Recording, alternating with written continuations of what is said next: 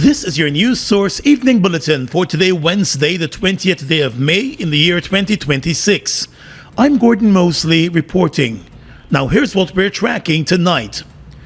The Ikahharim Quarry company, which is at the center of an investigation by the Labor Ministry and other government departments following a complaint of exploitation and abuse by a group of Indian nationals, has denied the serious allegations. 2 days ago, the company was given 24 hours to respond to the complaints by 38 Indian nationals who were employed at the company. The Indian nationals complained of being forced to work long hours with poor working conditions and poor living conditions, along with low salaries. The issue was first highlighted by opposition leader Azruddin Mohammed during a visit to the Region 7 area where the company is located. Minister of Labour Keoma Griffith held meetings with the workers and also met with officials of the company. The Labour Ministry is leading the probe of the complaints. Speaking to reporters this morning, Minister Griffith said the company has denied the allegations, but the investigations remain active. That is it. I can't disclose that as yet. Of course, they have denied the allegations. I can tell you that much. They have denied the allegations, right? It now calls on us to investigate both sides. Of course, the workers have said something which we are going to take seriously and we will ensure, but the company has said a different version. What is our responsibility? Our responsibility is to listen to both sides and to investigate. I will never cause anybody in my ministry, nor will I ever put the horse before the cart in any allegation. It is my duty to ensure that everything is examined before we come to the media or to the public to give information. We will not be irresponsible and give misinformation to the public. In their initial complaint, the Indian nationals also complained about their passports being held by the company since their arrival in Guyana. Those passports have since been returned to the workers following the intervention of the Labour Minister. Minister Griffith said his ministry takes all allegations seriously and is examining the allegations made by the foreign workers. He said because the allegations cover several different areas, other government ministries and departments are also involved in the probe. The allegations relate to unsafe health and safety working environments, and of course allegations relating to personal property and artifacts belonging to the workers. So they have denied those allegations. It is now on us to investigate before we make a determination. The Labour Minister said the mining company also denied allegations that it had confiscated the passports of the foreign workers during their employment with the company. He said the investigation will also cover the contracts that the workers signed for the jobs. Those contracts included details of the workers having to pay fees of $3,000 if they were terminated or resigned from their jobs. Many of them complained that they were paid just over the minimum wage in Guyana, and although there were deductions from their salaries, details for those deductions were never made clear to them. The Indian High Commissioner has also been meeting with the workers and the Ministry of Labour on the complaints by the Indian nationals. More news coming up in just a moment. It all starts with one. Maybe it's one look, you know the one, or one touch, even one word. It can start with one step, or one promise, one thrill, one first time, one deep breath, one leap of faith, one day to remember, or one night to forget. One moment, so many stories that make up one crazy, average, everyday, fabulous life. We get one life, just one. Make your move. It all starts with one. Deck the halls with Bowser. This is your time. Yeah, but we didn't get all we needed last Christmas, and now we can. Republic Bank Cash Bonanza. Let's renovate our home and purchase appliances. And plan a trip with the kids. Or buy a new car. Republic Bank Cash Bonanza. Same-day approvals. Apply in person or safely online. Plus a chance to win lots of prizes. This is your time to get what you need. Republic Bank Cash Bonanza.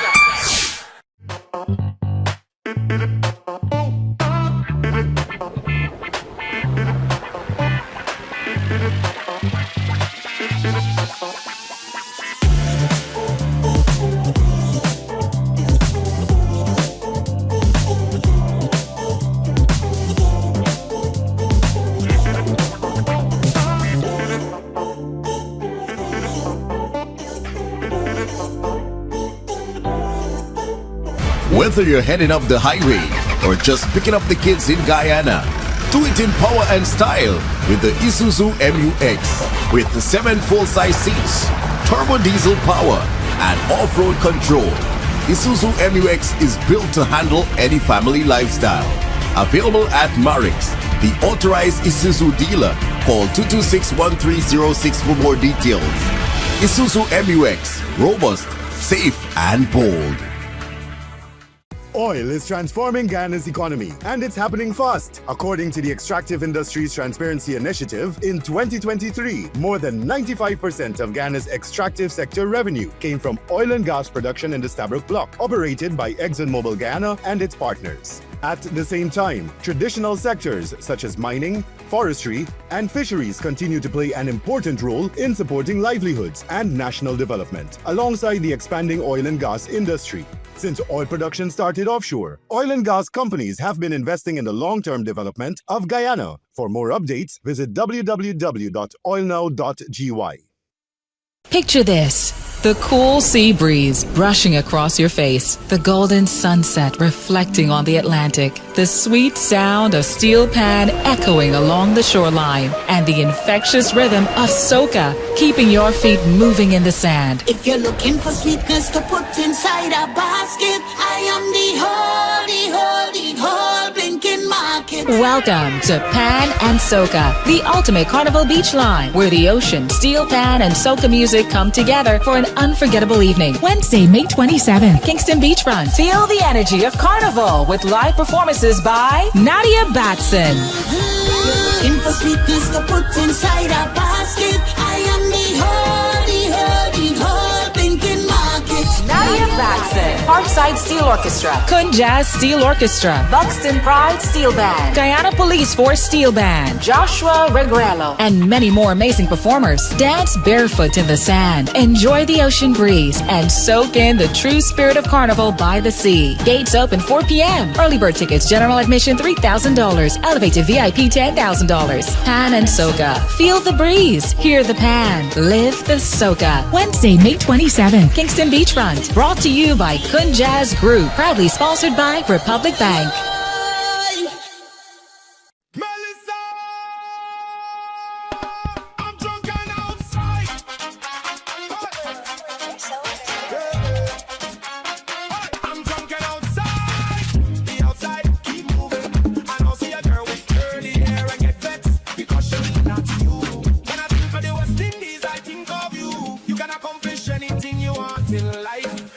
Whatever is wrong with you, I went to piss and come back a different man. Somebody take my drink.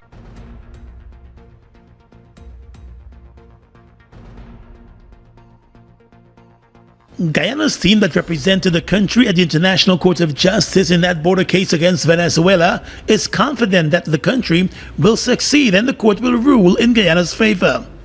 Attorney General Anil Nandlal, who was part of the battery of lawyers that presented Guyana's case before the International Court last week, said Guyana's arguments were factual and grounded in evidence. We anticipate that the ruling will be handed down by or before January 2027. From all indications, our legal team is very confident that we will succeed. Our arguments were far superior in law, well supported by legal authorities, as well as documentary evidence and historical facts when compared to that of Venezuela. The Attorney General said the completion of the oral hearings in the case has brought the curtains down on a crucial stage of the proceedings in the International Court. He said the efforts of all those who were involved in the matter must be acknowledged. The case was taken to the International Court under the previous APNU-AFC government back in 2018 on the advice of the United Nations Secretary General, as the UN Good Offices process did not bear fruit, although it had been taking place for several years. Attorney General Nandlal is pleased that the matter is nearing its completion at the International Court. He said the statements made by the acting Venezuelan president, Delcy Rodriguez, before the court were unfortunate.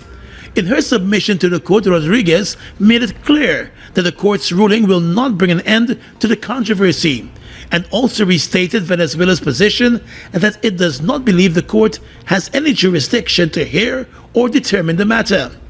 Attorney General Nandlal reminded that over the years, Guyana has had to deal with a lot when it comes to Venezuela and its claim of Guyana's territory. And the other side that was unprepared to submit to the jurisdiction of the court. We had to deal with acts of provocation and aggression throughout. We had to deal with legislation being passed to take over Essequibo, to administer the affairs of Essequibo. We had to deal with a referendum to disengage from the court and to refuse to recognize the jurisdiction of the court. And many other. We had to deal with physical intrusion into our EEZ and repeated injuries to Guyanese, including our soldiers. These were not normal circumstances to overcome. To remain calm, to keep the international and regional community on your side, while at the same time maintain a strong front. And not once did President Ali and the government of Guyana wavered from our position of principle. Guyana wants the court to confirm in a final and binding judgment the full legal validity of the arbitral award that established the international boundary between Guyana and Venezuela more than a century ago. The bridging of the skills gap in Guyana came up for discussion this morning at a special forum on the diaspora and migrant labor. The event was hosted by the diaspora unit of the Ministry of Foreign Affairs. At the opening of the forum, Foreign Secretary Robert Passad said there is a skills gap that exists in Guyana as the country pushes ahead with its development. He noted that both the private sector and the public sector have found themselves competing for skilled labor, forcing them to look overseas to fill the void. Mr. Passad said imported labor is meant to complement the labor already here and not as replacement. So skills gap, bridging the skills gap is a very pertinent and a very relevant theme as we move forward in our country's development. I want to also point out that sometimes when persons don't look at the issues in a holistic way and they hear conversations about talking about migrant labor and the diaspora, some of the immediate response will be, what about Guyanese?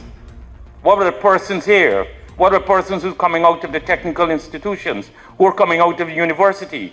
Or persons who are being retrained, are they being ignored? And the answer to that is absolutely not. This is to complement what our local talent or skills, to complement those persons who are living here and who are bettering themselves and improving themselves to, as it were, to satisfy or to help bridge that skill gap. Minister of Labour and Manpower Planning Kiyoma Griffith noted the need for an increased labour force, one that takes into account the country's development and where the country is heading. We are no longer speaking about potential. We are managing growth in real time, with all the opportunities and responsibilities that come with it. But this rapid growth has placed our labour market under strain. Employers across both the public and private sectors are facing shortages of skilled, semi-skilled, and even unskilled workers. Research conducted by the International Organization of Migration confirms that Guyana's expanding economy will require a significantly larger workforce to sustain projected growth. In fact, a study, Planning for Prosperity, Labor Migration and Guyana's Emerging Economy, estimated that while our labor force remains limited, the country could require approximately 160,000 additional workers in the medium term to fully realize its economic potential. He said with the development taking place in Guyana, the labor market appears under strain. Migration flows have risen sharply within recent times, from 1,510 arrivals in 2016 to over 18,000 by 2018, and it will continue to climb. And at the same time, thousands of skilled Guyanese workers have migrated abroad in search of better opportunities. This dual reality, outward migration, inward labor demand, makes today's dialogue not only timely, but extremely essential. A recent report on Guyana's development noted there is a major shortage of skilled labor taking place in the country. And coupled with ongoing migration, there appears to be an even bigger problem that the country is facing. The government has been making some moves to address this situation. GCOM is currently conducting a national registration exercise. Who can register? Anyone who will be 14 years or older by June 30, 2026 and is a Guyanese citizen by birth, descent, naturalization, or is a citizen from a Commonwealth country living in Guyana for 1 year or more. How to apply for registration? You must visit the GCOM registration office that is responsible for your area of residence to apply for registration, name change, or correction. You must have the following source documents as might be relevant: original birth certificate or valid Guyana passport for new registration, original marriage certificate and original birth certificate in the case of a name change by marriage, original deed poll and original birth certificate in the case of a name change by deed poll, original naturalization certificate and original birth certificate or valid passport in the case of naturalization. This registration exercise will end on May 29, 2026. You need to apply for a transfer if you now live at a different address than the one you were registered at. For more information, contact GCOM on 225-027729 or visit www.gcom.org.gy.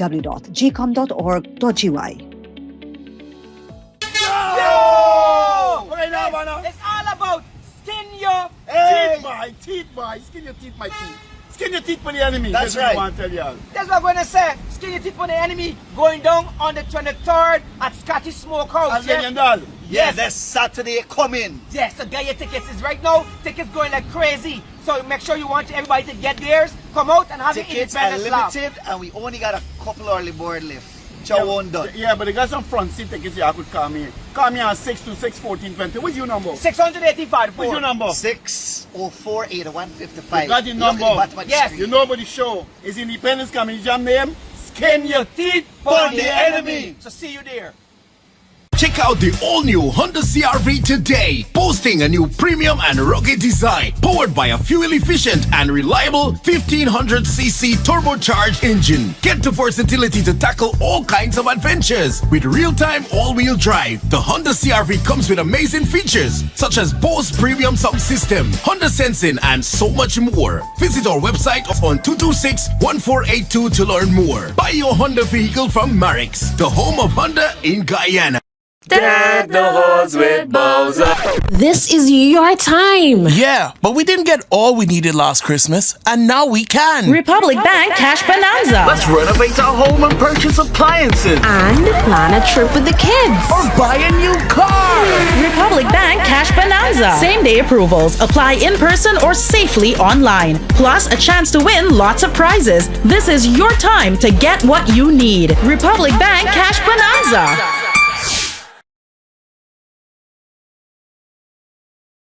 Guyana Carnival. This is your most elite invitation. Introducing Champagne Life. All white, the golden edition. On Friday, May 22nd. Step into a world of pure sophistication. At the poolside at the Guyana Marriott Hotel, Georgetown. An all-white experience where luxury isn't optional. It's expected. Champagne flowing all night. The hottest DJ setting the perfect tone. And surprise guests passing through. It's not your typical event. It's where elegance meets energy. where every moment feels like a celebration of success. Doors open at 5 p.m. For reservations or tickets, contact 719-6333. Also available at HJ's Box Office and Fireside. Dress code, strictly all white. Champagne Life, the Golden Edition. The standard has been raised. Be there. Brought to you by Travis Shepard.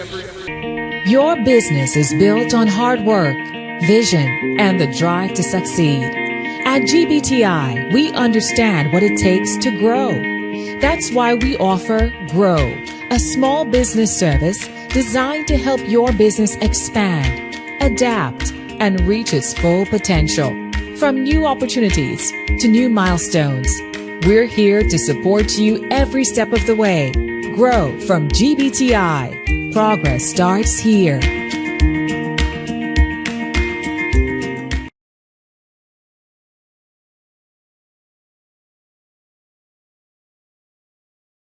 Well, minibus operators plying the Georgetown to Perica route pulled the brakes in their service this morning as part of a protest demanding an increase in bus fares.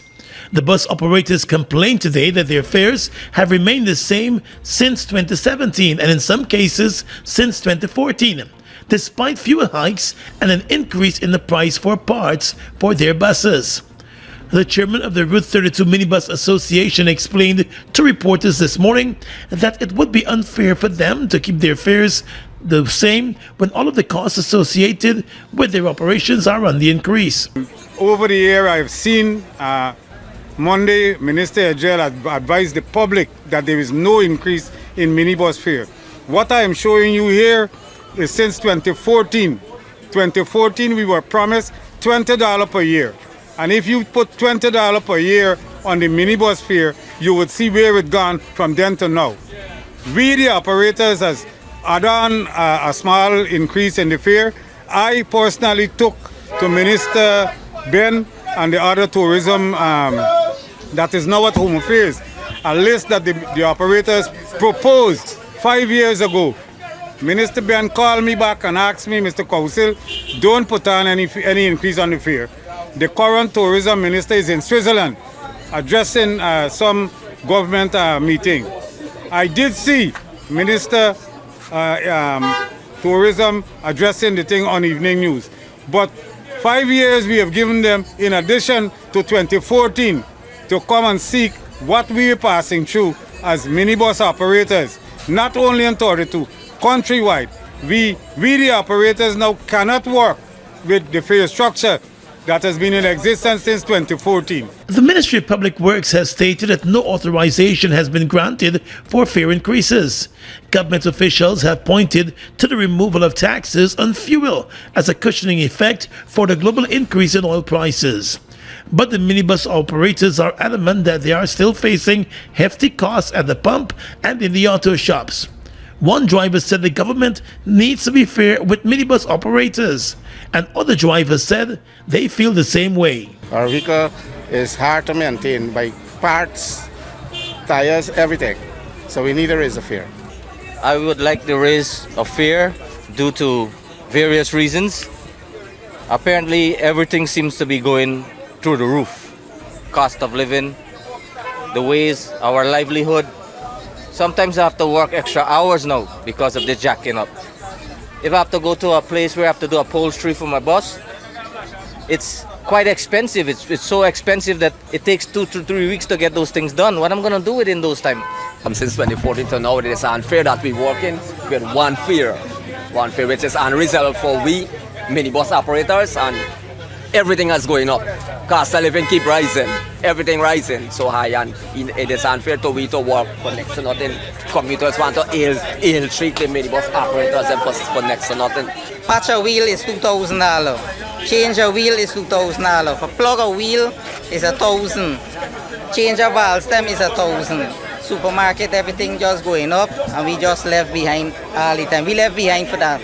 Fishermen get cash grant, farmers them getting raise pay with any other things, but we not get nothing. We just take we money, invest them, and nobody cares about us.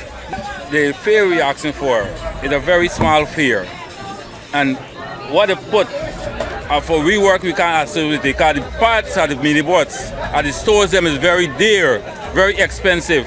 I went here as a plug a wheel and put on a wheel is $2,000. We asking if they could give me from Renup to iFlood 200 and from iFlood Hybrid, that's Metmains 300 up to Tushin. And from Tushin to Ruby, we take the $400 and $500 to Puerto Rico. Other bus drivers from the different routes are expected to host a similar pause in their service tomorrow and later this week, pressing for an increase in the bus fares.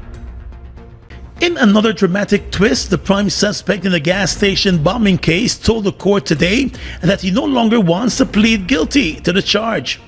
He told the court that he no longer is admitting guilt following a decision by the Director of Public Prosecutions to proceed with the terrorism charges against the 3 other Venezuelan nationals jointly charged with him. In March, the Venezuelan national Daniel Alexander Ramirez Perdomo told the acting chief magistrate that he was the sole person responsible for the deadly bombing that claimed the life of 6-year-old Soraya Bryan in October of 2025.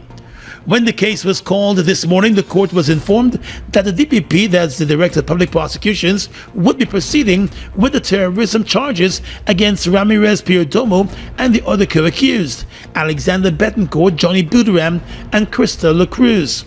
Ramirez Perdomo, the prime suspect, then opted to change his plea, telling the court he no longer wants to admit guilt. Given the latest development, the acting chief magistrate announced that the paper committal proceedings in the deadly Regent Street bombing will commence on the 8th of June at the Georgetown Magistrates Court. During the paper committal proceedings, the chief magistrate will review all statements, reports, and documentary evidence before deciding whether there is sufficient evidence against the accused. Back in April at the Lenora Magistrates Court, Magistrate Alicia George cleared the 2 Guyanese men, Wayne Karaya and Ramesh Pramdeo, of the crime, ruling that there was insufficient evidence to connect them to the bombing. However, Venezuelan national Jennifer Rodriguez was committed to stand trial in the High Court based on the evidence before the court. The Registrar of the High Court, Suanna Lovell, who served as the custodian and gatekeeper of the statements of polls, statements of recount, and other key electoral documents from the highly controversial 2020 elections, appeared at the Georgetown Magistrates Court as the trial into the elections continue. 9 persons, including the former Chief Election Officer Keith Lowenfield and the former Deputy Chief Election Officer Roxanne Myers, are on trial for allegedly attempting to declare fraudulent results during the course of the 2020 elections. They're facing a total of 19 conspiracy charges.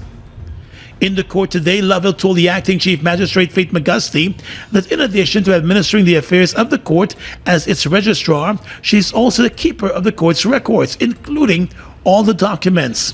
It was explained that during the hearing of the election petitions that were filed following the 2020 elections, the then acting Chief Justice Roxanne George ordered that all of the statements of polls and the statements of recount be handed over to the registrar of the court for gatekeeping.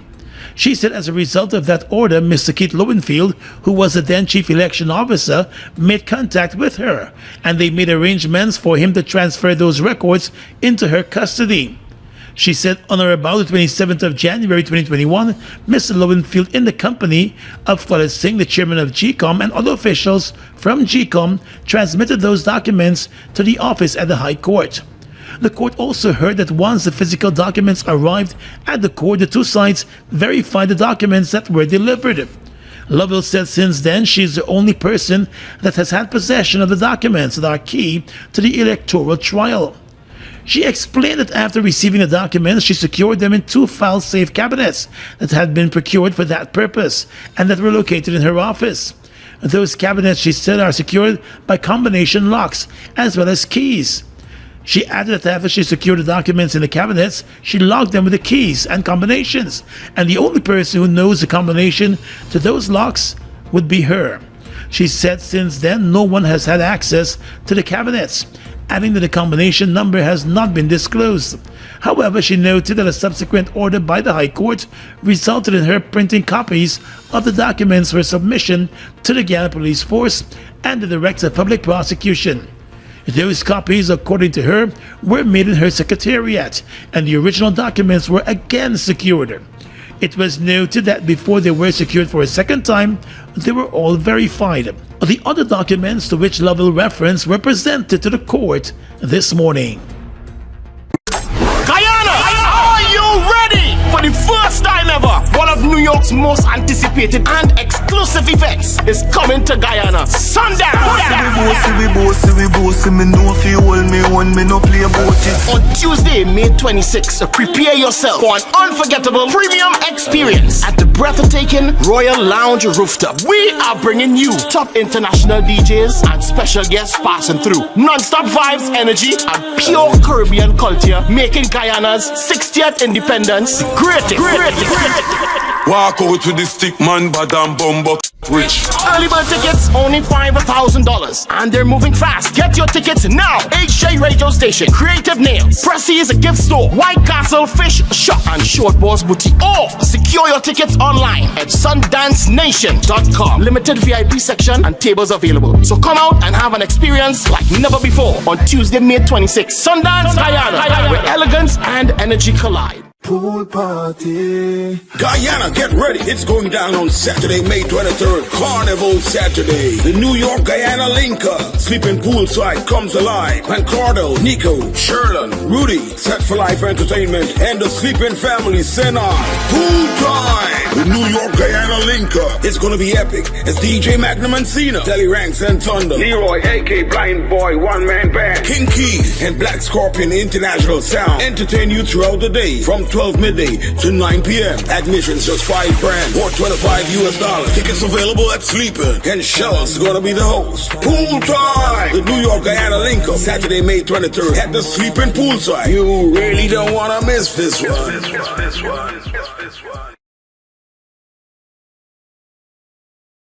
Welcome to Churches New Amsterdam. 20 years of churches, chickies, you and us, and there is nothing missing. So many friends and strangers pass through our doors, and they always come back for more. Guyana, the love keeps growing, and we thankful for the support you are showing. We got so many locations and much more to come. It's gratitude and celebration. Can you feel the love? 20 years of churches, chickies, you and us, and there is nothing missing. So many friends and strangers pass through our doors, and they always come back for more. Feel the love. Fruitopia, Fruitopia, it's a drink that's hype. The citrus punch, fruit punch tastes nice. Guava, pineapple, that give me a vibe. We don't want nothing less compared to the rest. Fruitopia the best, quench any thirst when it comes to the test. Perfect thing for my lunch, flavors pack a punch. Fruitopia, Fruitopia, it's a drink that's hype. The citrus punch, fruit punch tastes nice. Fruitopia, the drink that rocks your lunchtime.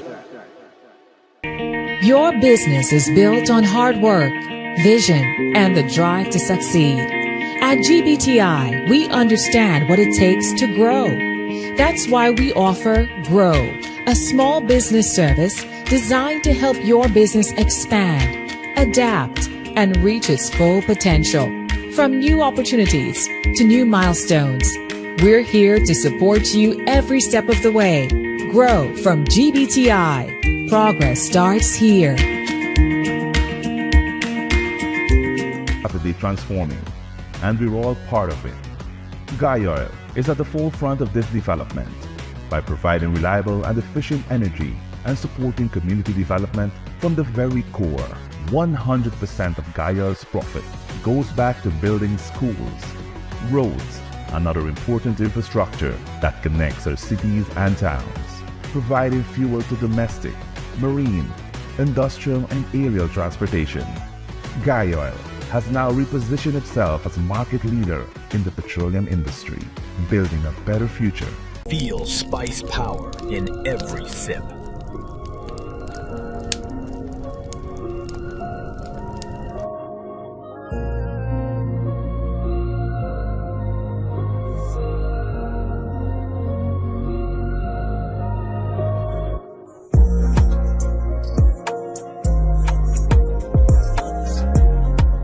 I am Keen Alonzo with the latest from across the region and internationally. The Caribbean Community CARICOM Foreign Affairs Ministers began a two-day meeting in Suriname today, underscoring the need for unity to deal with a changing global environment. Suriname's Foreign Affairs Minister Melvin Bova, the incoming chair of the Council for Foreign and Community Relations COFCOR, told the opening ceremony that the deliberations should further allow for the region to be united in purpose and guided by our shared aspirations. He said the agenda reflects the complex realities of the current times, requiring the region to consciously navigate an evolving global landscape while addressing pressing regional issues including climate change, energy security, food security, and connectivity. The foreign minister said that CARICOM's intensified engagement with a diverse array of emerging and established development partners underscores our commitment to positioning CARICOM as a strategic partner on the global stage. The outgoing chairman, St. Kitts and Nevis's Foreign Affairs Minister Dr. Denzel Douglas, who provided an update on his year in office, told the audience that in many cases we have coordinated a common position as it relates to third states, other regional groupings, and their governmental organizations. The government of Dominica and India have signed a memorandum of understanding for the purchase of medicines from India. India's Minister of State for External Affairs under Dominica's Minister for Foreign Affairs, Dr. Vince Henderson, signed the memorandum of understanding last week. Sharing the development, the minister said they have signed the Pharmapedia agreement with the government of India. The agreement allows Dominica to procure pharmaceuticals from India. The MOU is expected to significantly reduce the cost of medicines and pharmaceutical supplies in Dominica. Speaking on the development, Minister Henderson noted that the arrangement would allow the country to access affordable generic drugs and medical supplies directly from India through a government-to-government framework. He explained that the initiative could help address ongoing challenges related to the high cost of pharmaceuticals on the international market. According to the minister, the MOU would not only support government procurement, but will also create opportunities for the private sector to import medicines under the same arrangement. He added that the move could bring tremendous relief to the people of Dominica, particularly in the healthcare sector. And finally, international news. Months before a vaccine against this particular species of Ebola is ready, two possible candidate vaccines against the Bundibugyo species are being developed, but neither had gone through clinical trials yet, WHO advisor Dr. Vasi Murthy said on Wednesday. WHO Chief Dr. Tedros Adhanom said there have been 600 suspected cases of Ebola and 139 suspected deaths, but numbers are expected to rise given the time taken to detect the virus. Speaking to journalists in Geneva, he said 51 cases have been confirmed in the Democratic Republic of Congo, where the first case was reported, and 2 in neighboring Uganda. On Sunday, the World Health Organization declared a public health emergency of international concern, but said it was not at pandemic level. Tedros said that after meeting on Tuesday, the Health Organization's Emergency Committee agreed the situation was not a pandemic emergency. And that's your News Source Evening Bulletin for tonight. I am Keen Alonso, wishing you a good night.